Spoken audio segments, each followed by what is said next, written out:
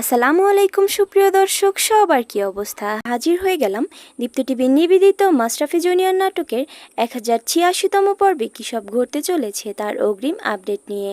এই পর্বটি কেউ মিস করবেন না, কারণ এই পর্বে আপনারা দেখতে পারবেন ফাইনালি মনিকে দেখা যাবে সে মারা যাবে না, কিন্তু মারা যাওয়ার ভান করতে থাকবে।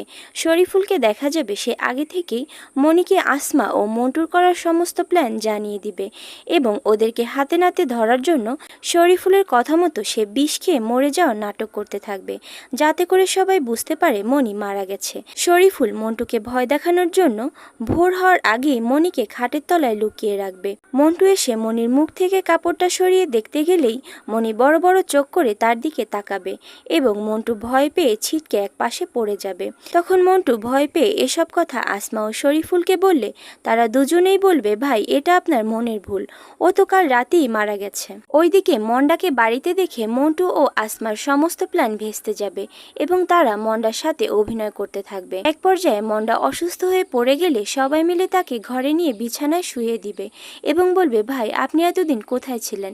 আপনাকে কত খুঁজেছি, কোথাও খুঁজে পাইনি। তখন মন্ডা তার বোন মনির কথা জিজ্ঞাসা করলে মন্টু বলবে, আপনাকে খুঁজে না পেয়ে তো সে কাল রাতেই ঢাকায় চলে গেছে। কিন্তু মন্ডা কিছুতেই তা বিশ্বাস করতে চাইবে না। আর অন্যদিকে আপনারা দেখতে পারবেন সিতারা বেগম আয়ানকে বলবে, আয়ান আমার একটা আত্মীয়রও এমনটাই হয়েছিল, সে সবাইকে মারধর করত বলে বাধ্য হয়ে তাকে শিকল দিয়ে বেঁধে রাখতে হয়েছিল। দাদু ভাই রুনার যে পরিস্থিতি, ওকেও মনে হয় শিকল দিয়ে বেঁধে রাখতে হবে। তখন আয়ান রেগে গিয়ে বলবে, কি বলছেন আপনি এসব? আমার মামুনির এসব কিছুই হবে না, তাকে ভালো ডাক্তারের কাছে নিয়ে গেলেই ঠিক হয়ে যাবে। মামুনির এমন অবস্থা, এদিকে মনির কাছেও যাওয়া দরকার, ওইদিকে অফিসে বুসরাকেও একটা শিক্ষা দিতে হবে। কিভাবে যে কি করব কিছুই বুঝতে পারছি না। একটু পরেই সে তার মামুনির কাছে গিয়ে তাকে ভালো ডাক্তারের কাছে নিয়ে যাওয়ার কথা বললে তখন রুনা ম্যামকে দেখা যাবে সে তার সাথে অস্বাভাবিক আচরণ করতে শুরু করবে এবং বলবে, বলেছি না আমি কোনো ডাক্তারের কাছে যাব না, ডাক্তারের কাছে গেলেই ওরা আমাকে আটকে ফেলবে আর আমাকে আটকে মেরেই ফেলবে।